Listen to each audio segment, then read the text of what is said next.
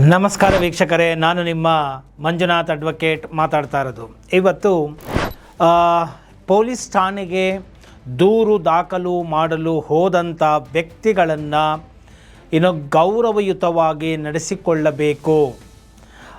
ಘನತೆಯತ್ತ ನಾಗರಿಕರುಗಳನ್ನು ನಾವು ಅಪರಾಧಿಗಳಂತೆ ಟ್ರೀಟ್ ಮಾಡಬಾರ್ದು. ಪ್ರಜೆಗಳಿಗೆ ಗೌರವವನ್ನು ಕೊಟ್ಟು ಗೌರವವನ್ನು ಪೊಲೀಸ್ ಠಾಣೆಯಲ್ಲಿ ಇರುವಂತಹ ಪೊಲೀಸ್ ಅಧಿಕಾರಿಗಳು ತೆಗೆದುಕೊಳ್ಳಬೇಕೇ ವಿನಃ ದೂರನ್ನು ನೀಡಲು ಬಂದವರನ್ನೇ ಕ್ರಿಮಿನಲ್ಗಳ ರೀತಿಯಲ್ಲಿ ಬೈಯುವುದು, ಅವರ ಮೇಲೆ ಹಲ್ಲೆ ಮಾಡುವುದು ಮತ್ತು ಅವರನ್ನು ಹೆದರಿಸುವುದು ಮತ್ತು ಅವರ ವಿರುದ್ಧವೇ FIRಗಳನ್ನು ದಾಖಲು ಮಾಡಿಬಿಡ್ತೇನೆ ಅಂತಕ್ಕಂಥದ್ದು ಮತ್ತು ದೌರ್ಜನ್ಯ, ದರ್ಪ, ದಾಷ್ಟ್ಯತನ ಇದೆಲ್ಲವೂ ಕೂಡ ಕೋರ್ಟಿನ ಗಮನಕ್ಕೆ ಆಗಾಗ ಬರ್ತಾ ಇದೆ. ಹಾಗೂ ಈಗ ಸೋಷಿಯಲ್ ಮೀಡಿಯಾ ತುಂಬ ಆ್ಯಕ್ಟಿವ್ ಇರೋದರಿಂದ ಎಲ್ಲ ಕಡೆಯೂ ಈ ತರಹದ ಸುದ್ದಿಗಳೇ ಸದ್ದು ಮಾಡ್ತಾ ಇರೋದರಿಂದ ಇವತ್ತು ಈ ಒಂದು ವಿಚಾರಕ್ಕೆ ಸಂಬಂಧಪಟ್ಟಂತೆ ಪೊಲೀಸರು ಸರಿಯಾದ ರೀತಿಯಲ್ಲಿ ನಾಗರಿಕರನ್ನು ನಾಗರಿಕತೆಯ ಚೌಕಟ್ಟಿನಲ್ಲಿ ನಡೆಸಿಕೊಳ್ಳದೆ ಹೋದರೆ, ಶಿಷ್ಟಾಚಾರವನ್ನು ಮೀರಿದರೆ, ದಾಷ್ಟ್ಯತನ ದೌರ್ಜನ್ಯದಿಂದ ನಡೆದುಕೊಂಡ್ರೆ, ದೂರುದಾರರನ್ನು ಗೌರವಯುತವಾಗಿ ನಡೆಸಿಕೊಳ್ಳದೆ ಅವರನ್ನು ಅಶ್ಲೀಲ ಅವಾಚ್ಯ ಶಬ್ದಗಳಿಂದ ನಿಂದಿಸಿ ಅವರಿಗೆ ಏನಾದರೂ ಅವಮಾನವಾಗುವ ರೀತಿಯಲ್ಲಿ ಠಾಣೆಗಳಲ್ಲಿ ಅಥವಾ ಅವರು ಕರ್ತವ್ಯ ನಿರ್ವಹಿಸುವಾಗ ನಡೆದುಕೊಂಡಿದ್ದೇ ಆದಲ್ಲಿ ಅವರ ವಿರುದ್ಧ ನೀವು ಪರಿಹಾರಕ್ಕಾಗಿ ದೂರನ್ನು ದಾಖಲು ಮಾಡಬಹುದು ಅಂತ ಹೇಳಿದೆ.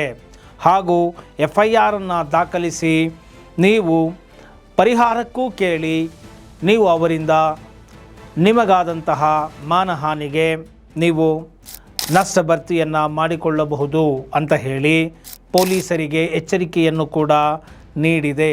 ಅಂತಹ ಒಂದು ಘಟನೆ ತಮಿಳುನಾಡಿನಲ್ಲಿ ನಡೆದಿದೆ. ಈ ಒಂದು ಘಟನೆ ನಡೆದಾಗ ಏನಾಯಿತು ಅಂತ ಹೇಳಿದ್ರೆ, ಸಿವಿಲ್ ಅಪೀಲ್ ನಂಬರ್ 6358 ಆಫ್ 2025 ಪ್ರಕರಣದಲ್ಲಿ ತಮಿಳುನಾಡಿನ ಪೊಲೀಸ್ ಇನ್ಸ್ಪೆಕ್ಟರ್ ಒಬ್ಬರು ದೂರು ನೀಡಲು ಬಂದಿದ್ದ ವ್ಯಕ್ತಿಯ ತಾಯಿಯೊಂದಿಗೆ ಅಸಭ್ಯವಾಗಿ ವರ್ತಿಸಿ FIR ದಾಖಲಿಸಲು ನಿರಾಕರಿಸಿದ್ದರು.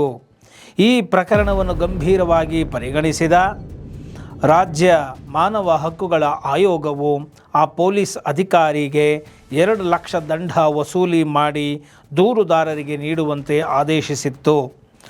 ಆದರೆ ಈ ಆದೇಶವನ್ನು ಪ್ರಶ್ನಿಸಿ ಇನ್ಸ್ಪೆಕ್ಟರ್ ಸಲ್ಲಿಸಿದ ಅರ್ಜಿಯನ್ನು ಸುಪ್ರೀಂ ಕೋರ್ಟು ವಜಾಗೊಳಿಸಿದೆ.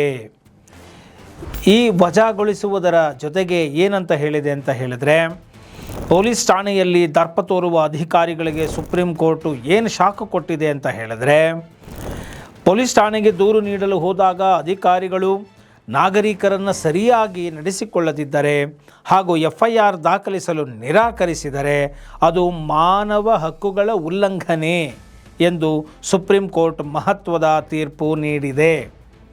ಮತ್ತು ಅಪರಾಧದ ವರದಿ ನೀಡಲು ಠಾಣೆಗೆ ಬರುವ ಪ್ರತಿಯೊಬ್ಬ ಪ್ರಜೆಗೂ ಘನತೆಯಿಂದ ನಡೆಸಿಕೊಳ್ಳಲು ಅರ್ಹರಾಗಿರುತ್ತಾರೆ.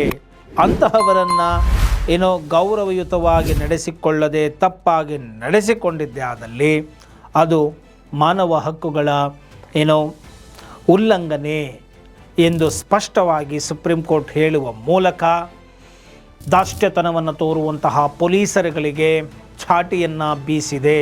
ಆದ್ದರಿಂದ ಪೊಲೀಸರೇ ಇನ್ನು ಮುಂದೆಯಾದರೂ ಕೂಡ ಯಾವುದೇ ನಾಗರಿಕರು ಬಂದಾಗ ಅವರನ್ನು ಸಭ್ಯ ಭಾಷೆಗಳಲ್ಲಿ ಮಾತನಾಡಿಸಿ ಅವರಿಗೆ ಗೌರವವನ್ನು ನೀಡಿ, ಪೊಲೀಸ್ ಠಾಣೆ ಬಂದು ಸಾರ್ವಜನಿಕ ಸ್ಥಳ, ಅಲ್ಲಿ ಅವರು ಗೌರವಯುತವಾಗಿ ನಿಮ್ಮ ಜೊತೆ ಹೇಗೆ ನಡೆದುಕೊಳ್ಳಬೇಕು ಅಂತ ಬಯಸ್ತೀರೋ ಹಾಗೆ ಅವರಿಗೂ ಗೌರವವನ್ನು ಕೊಟ್ಟು ನೀವು ನಡೆದುಕೊಳ್ಳಿ.